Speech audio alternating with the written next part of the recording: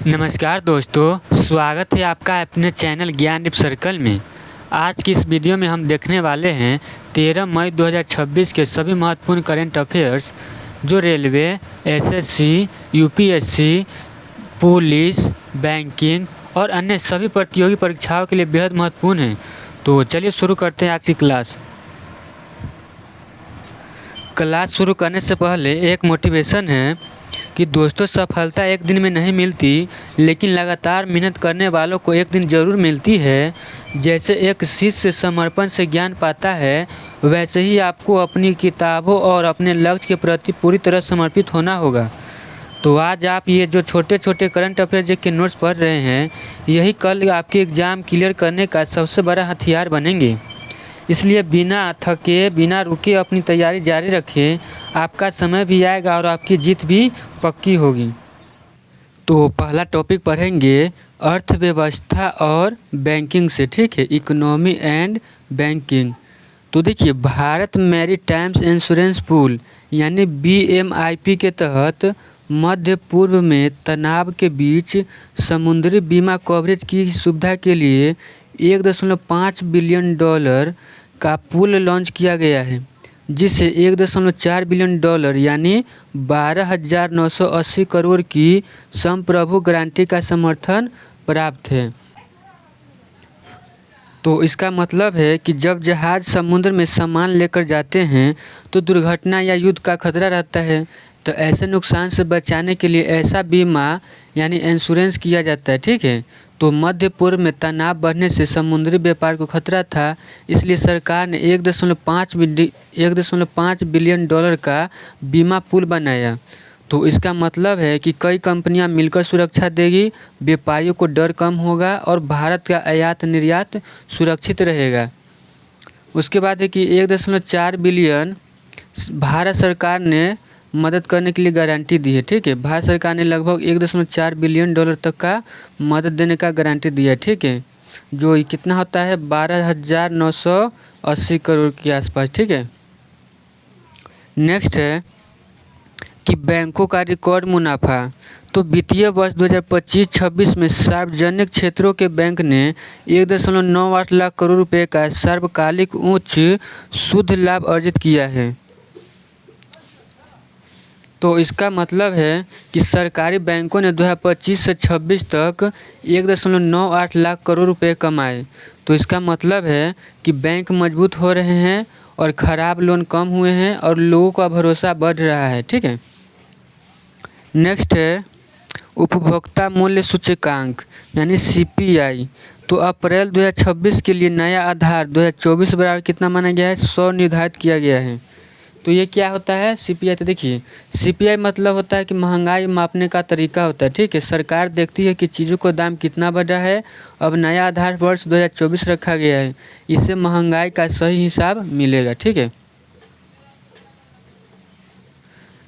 Next है CII शिखर सम्मेलन।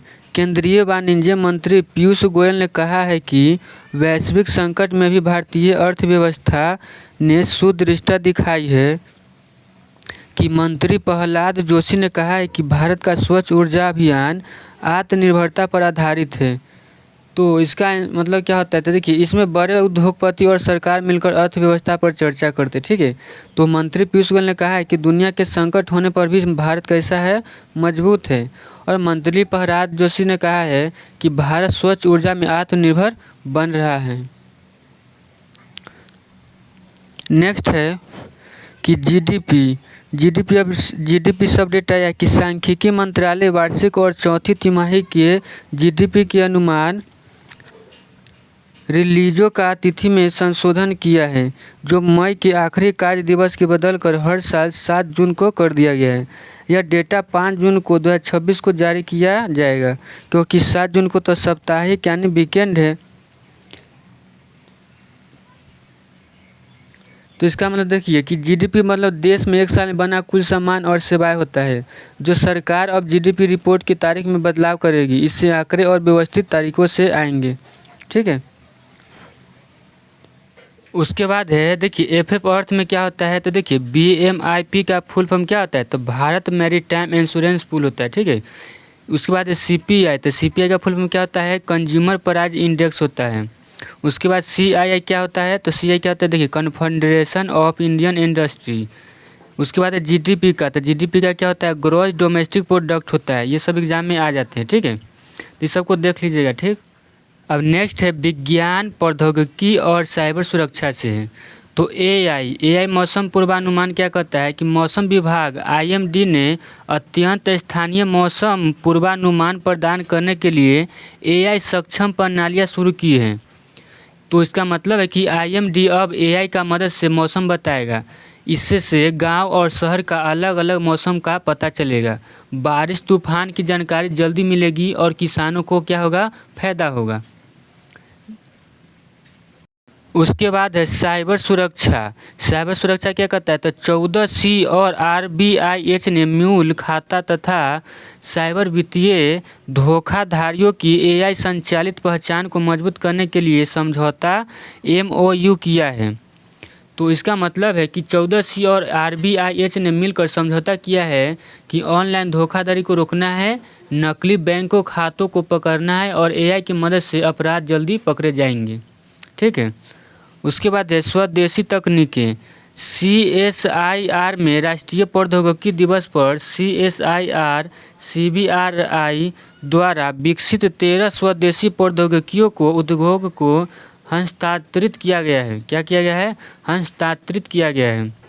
तो इसका मतलब क्या होता है कि CSIR ने 13 नई भारतीय तकनीकी उद्योगों को दी है। इससे विदेशी तकनीक पर निर्भरता कम होगी और मेक इन इंडिया मजबूत होगा, ठीक है। नेक्स्ट है कि राष्ट्रीय प्रौद्योगिकी दिवस भारत में हर साल कितना मई को मनाया जाता है, 11 मई को मनाया जाता है। राष्ट्रीय प्रौद्योगिकी दिवस कब मनाया जाता है, तो 11 मई को मनाया जाता है, ठीक है। नेक्स्ट देखिए इसमें FF अर्थ क्या होता है, तो देखिए AI का मतलब होता है मशीन की सोचने वाली बुद्धि होता है। IMD किसको क्या बोलते हैं, IMD को, तो ये मौसम बताने वाली सरकारी संस्था है। 14C क्या होता है, तो देखिए ये होता है साइबर अपराध पकड़ने वाली एजेंसी होता है। RBIH क्या होता है, RBIH, तो RBIH मेरा होता है बैंकिंग में नई तकनीक पर काम करने वाला को, ठीक है। RBI का फुल फॉर्म क्या होता है, रिजर्व बैंक ऑफ इंडिया होता है। ये होता है बैंकों का बॉस होता है। क्या होता है, बैंकों का ये बॉस है। MOU क्या होता है, तो ये होता है समझौता पत्र होता है, ठीक है, समझौता पत्र। CSIR क्या होता है, तो ये होता है मेरा वैज्ञानिक रिसर्च संस्था होता है। ये इसमें वैज्ञानिक सोचते हैं इसमें क्या क्या करना है आगे। CBRI क्या होता है इसका, तो CBRI के में होता है कि केंद्रीय भवन अनुसंधान संस्थान होता है ये, ठीक है, ये सब देख लीजिएगा। नेक्स्ट टॉपिक है राष्ट्रीय योजना और बुनियादी ढांचा। PME ड्राइव में होता क्या है कि देश भर में EV चार्जिंग इंफ्रास्ट्रक्चर को बढ़ावा देने के लिए बेंगलुरु में सम्मेलन हुआ, जहां कर्नाटक को 1243 नए EV चार्जर मिले। तो इसका कहने का मतलब है कि सरकार इलेक्ट्रिक वाहनों को बढ़ावा दे रही है। बेंगलुरु सम्मेलन में कर्नाटक को 1243 EV चार्जर मिले, जिसका फायदा क्या होगा, तो पेट्रोल डीजल की बचत होगा और प्रदूषण कम होगा। नेक्स्ट है राजमार्ग विवाद। NHAI ने पानीपत जालंधर राजमार्ग परियोजना विवाद में अपने मध्यस्थता दावों का सफलतापूर्वक बचाव किया। तो इसका कहने का मतलब है कि पानीपत जालंधर हाईवे मामले में NHAI ने अपना पक्ष जीता। इसका मतलब है कि सरकार को आर्थिक नुकसान नहीं हुआ और सड़क परियोजना सुरक्षित रही। नेक्स्ट है रेलवे से। तो रेलवे में जम्मू से लेकर श्रीनगर वंदे भारत एक्सप्रेस ने 10 दिनों में लगभग 45,000 यात्रियों को सेवा प्रदान की है। समझ में आया कि 10 दिनों में लगभग 45,000 यात्रियों ने यात्रा किया है। इसमें कश्मीर से कहाँ तक यात्रा आसान हुआ है, ठीक है, और पर्यटन बढ़ेगा। नेक्स्ट है डिजी लॉकर एकीकरण की असाधारण पहलों के लिए 5 राज्यों को सम्मानित किया गया है, जिसमें 5 का नाम है गुजरात, कर्नाटक, केरल, नागालैंड, राजस्थान, और ये 5 को तुम्हारा पूरा पूरा हो गया, ठीक है।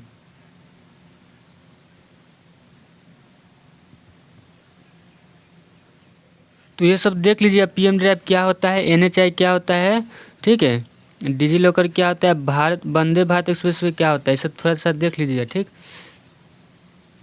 नेक्स्ट टॉपिक है रक्षा, खेल और अंतर्राष्ट्रीय संबंध से। INS सागर से कि नौसेना के INS सागर ने बांग्लादेश के चट्टोग्राम में सफल पोर्ट कॉल पूरा हुआ।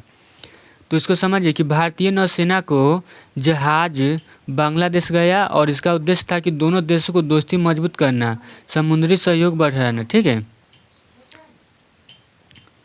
उसके बाद क्षमता निर्माण में कि राष्ट्रीय सुशासन केंद्र मसूरी में सेशेल्स के सिविल सेवकों के लिए क्षमता निर्माण कार्यक्रम शुरू हुआ।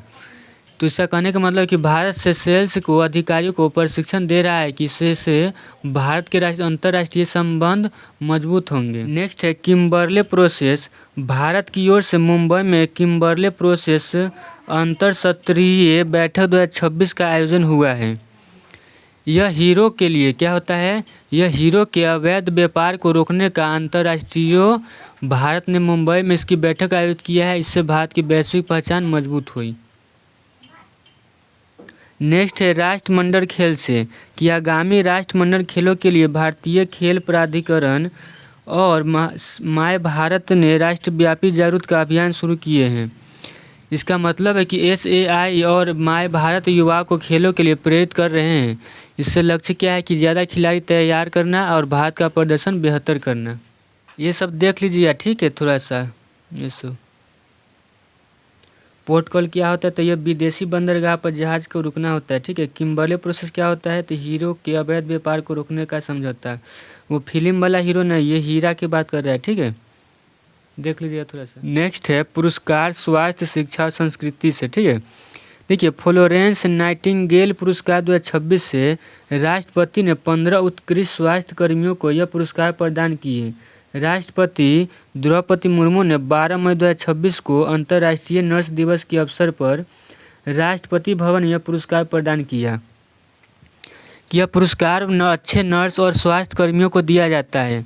राष्ट्रपति ने 15 लोगों को सम्मानित किया। यह स्वास्थ्य सेवा में अच्छे काम का सम्मान है। नेक्स्ट है एम्स दीक्षांत समारोह। उपराष्ट्रपति ने एम्स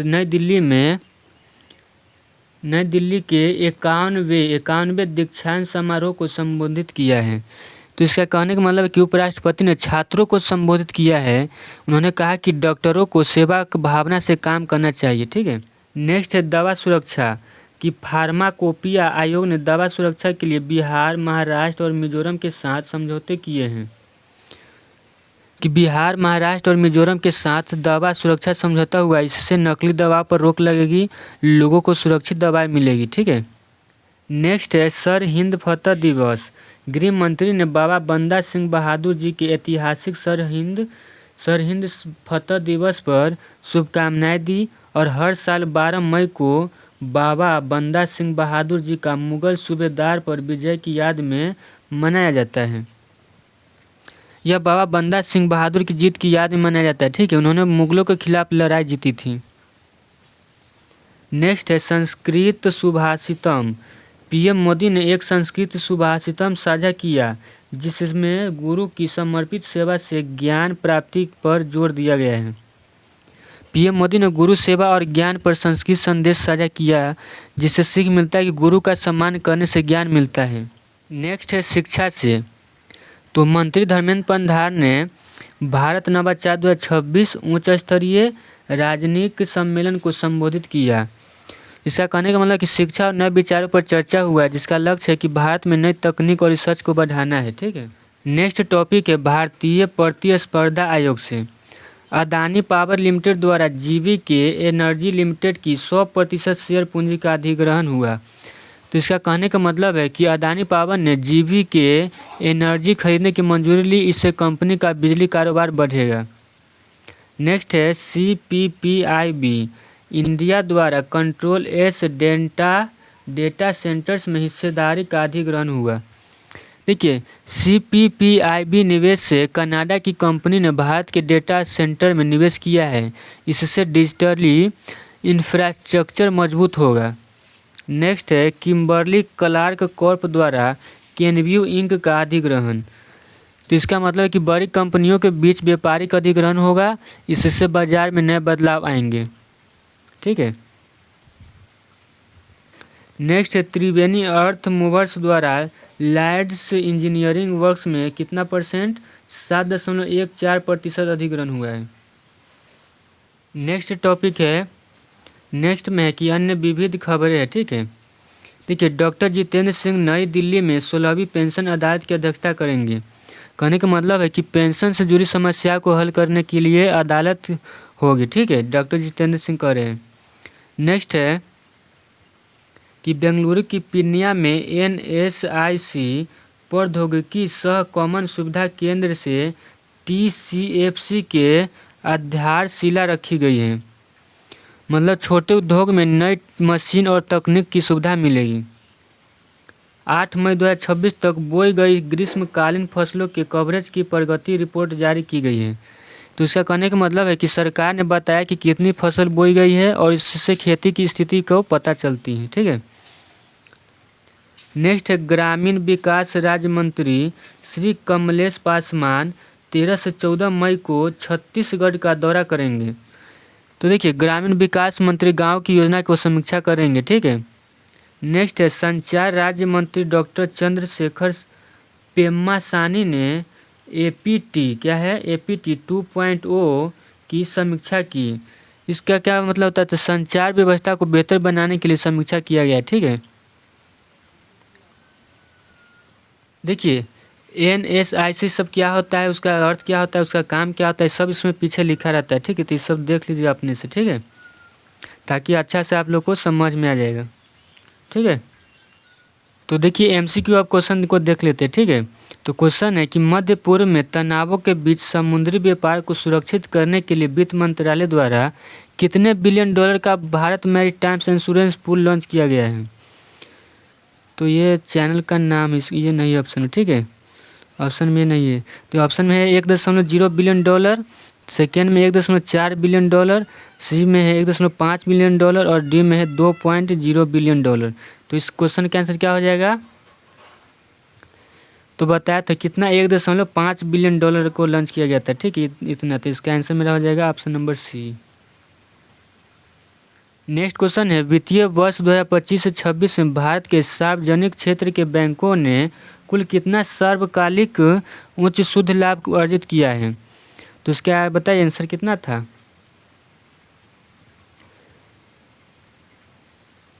तो इसका हम बताए थे 1.98 लाख करोड़। ठीक है, तो इसका राइट आंसर मेरा हो जाएगा ऑप्शन नंबर बी।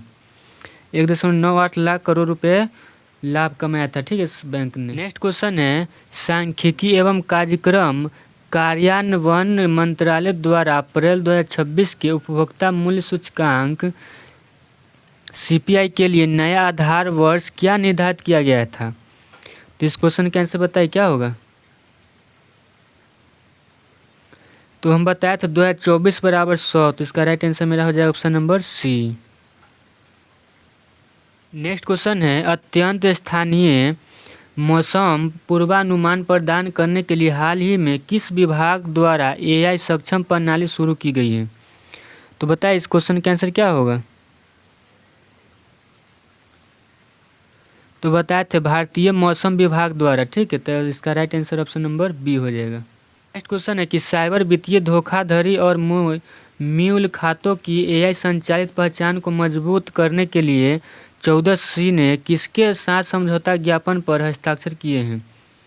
तो बताइए इसका आंसर क्या होगा?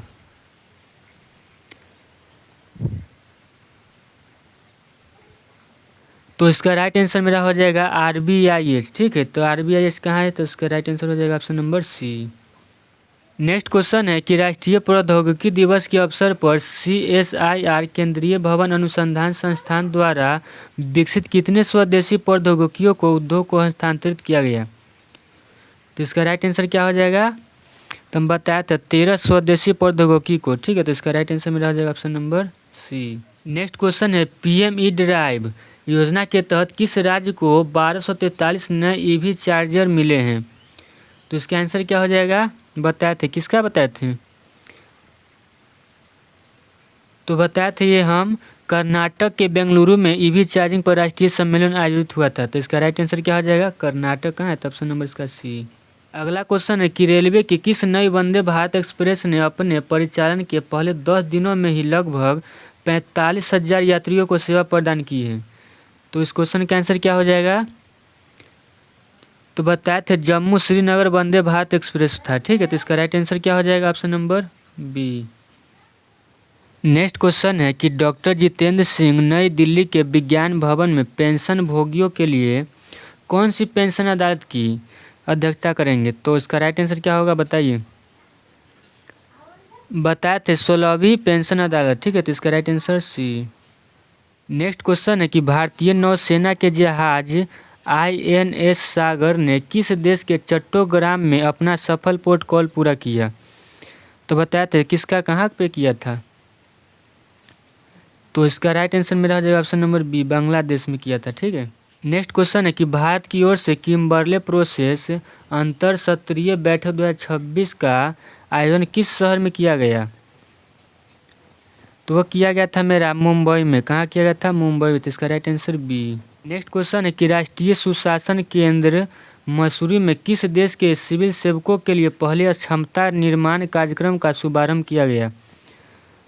तो ये सेशेल्स था। कौन था? सेशेल्स। तो इसका राइट आंसर क्या हो जाएगा? Option number C. अगला क्वेश्चन है कि भारत की राष्ट्रपति ने 2026 में कितने उत्कृष्ट स्वास्थ्य कर्मियों को नर्सों को राष्ट्रीय फ्लोरेंस नाइटिंगेल पुरस्कार प्रदान किए गए थे? तो वो कितना किए गए थे? तो वो 15 व्यक्ति को। ठीक है, तो 15 नर्सों को किया गया था। ठीक है, तो इसका राइट आंसर मेरा बी हो जाएगा। अगला क्वेश्चन, भारतीय प्रतिस्पर्धा आयोग ने किस कंपनी द्वारा जीवीके एनर्जी लिमिटेड की 100% शेयर पूंजी के अधिग्रहण को मंजूरी दी है? तो वो था कौन सा पावर? तो बताए थे अदानी पावर लिमिटेड। ठीक है, तो इसका राइट आंसर सी हो जाएगा। अगला क्वेश्चन है कि दवाओं की सुरक्षा और सही इस्तेमाल के लिए भारतीय फार्माकोपियो आयोग ने किन राज्य की फार्मेसी परिषद के साथ समझौता MOU किया? तो बताइए इसका आंसर क्या होगा? तो बताए थे बिहार, महाराष्ट्र और मिजोरम। ये ऑप्शन नंबर कहाँ था? तो ऑप्शन नंबर ये बी है। इसका right answer B. Next question है कि केंद्रीय गृह मंत्री ने महान योद्धा बाबा बंदा सिंह बहादुर जी से जुड़े किस ऐतिहासिक दिवस पर देशवासियों को शुभकामनाएं दी? तो इसका आंसर क्या हो जाएगा? तो ये था सरहिंद फतह दिवस। ठीक है, तो इसका राइट आंसर बी। तो ये थे आज के टॉप अपडेट्स। इस जानकारी को नोट कर ले और अपनी तैयारी पक्की करें। वीडियो पसंद आया तो ज्ञान दीप सर्कल को सब्सक्राइब जरूर करें। जय हिंद, थैंक यू।